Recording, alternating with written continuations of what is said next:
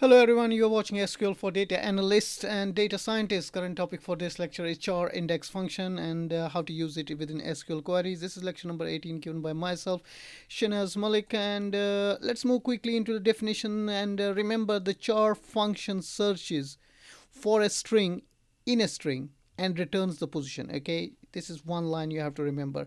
And also note please, if the substring is not found, the function returns 0.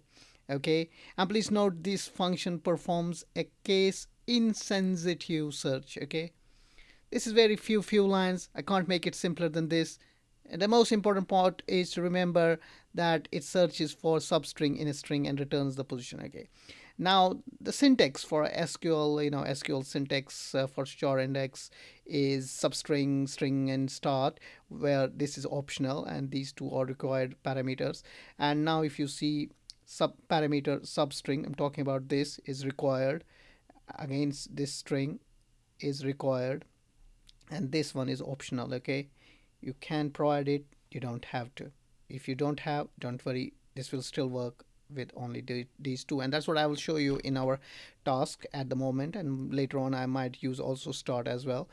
But at the moment, so substring require the substring to search for string, the string to be searched, so we search this within this, so we search this within this string. Okay, and about the start is optional, the position where the search will start. If you do not want to start at the beginning of the string, it's only if you don't want to start at the beginning of the string, and the first position in the string is 1. Okay, and now let's quickly go and open Microsoft SQL Server Management Studio and see how it works. And here it is. So what I'm doing in this query, it's simple.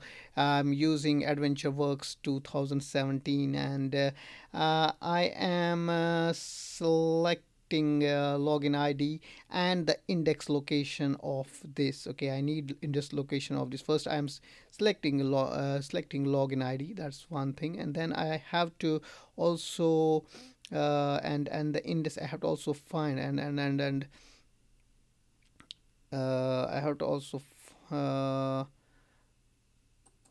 say find the index location of this from login ID. Okay, very simple, so I can just keep it with camel case, and alias and alias it as index location, column name, doesn't matter, at the moment I have just picked this name from the human resources dot employees table, employee table. Okay, and please note, the database which I'm using here, in this query, could be downloaded from this link if you don't have.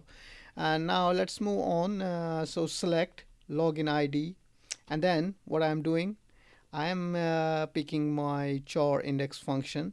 So I'm giving substring. I need to search this within this, and I'm aliasing it as index underscore location from human resources dot employee. Okay, and if I execute this query, so I think, let me make it like this. So if you see now what has happened, can you tell me what has happened? So once we execute this query, this simple query, so login is here. Okay, so this is your login ID. Now if you see adventure hyphen works, then backslash ln 0. Now I want to know where is this in this. Now if you count characters, 1, A is first, D is second, and likewise 3, 4, 5, 6, 7, 8, 9, 10, 11, 12, 13, 14, 15, and 16th. So 16th, at 16th is my this. So within this, if you see, this is my login ID. So okay, so I'm searching within this, and I'm searching this substring, and the location, and this gives me the location. So the location is 16, and of course if you go down, this all comes as 16. But if you have different strings, and you can find the location of any substring within a string. Okay, And this is sometimes very helpful, and I will show you in the future. I will show you more queries. We'll write some complex queries, and where we can use, for example, left, right, len, and char index, and maybe with some other functions, and we'll try to extract together some good information, create a new feature by it. For example, this is one feature when you are in data analytics, or especially in data science field.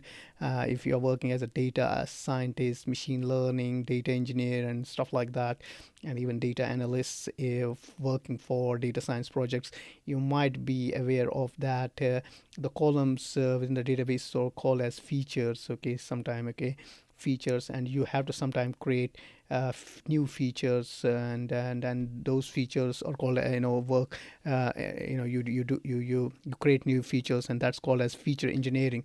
So you have a database and you have these columns, and you can combine columns, create new features, you can extract information from a column, and maybe merge it with something else, or as an extraction create a new column, and that becomes a new feature, and then that feature can work as a signal in the models, and those models can show you sometime better results, and sometime if you are not creating good features, and that might be showing some negative effects as well.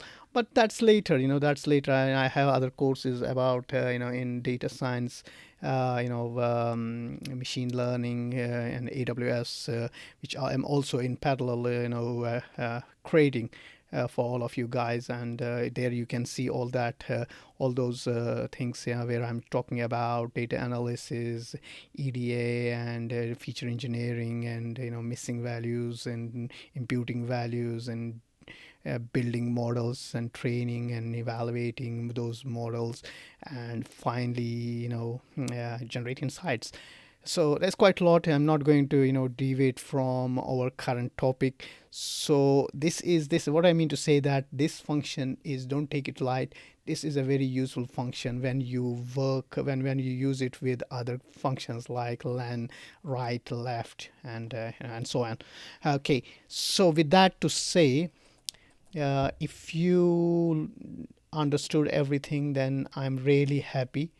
Uh, and if you like this video, please subscribe and connect to my account if you haven't done until now. And please hit the notification bell so that you get notified as soon as I upload new videos, or whatever you need to do, to actually get that notification. And I hope to see all of you in next video. Until then, I thank you all for watching Data Analytics Professionals. Remember, sharing is caring. So don't forget to share, subscribe, like, and press the notification bell as requested. With that to say, it's time to say goodbye.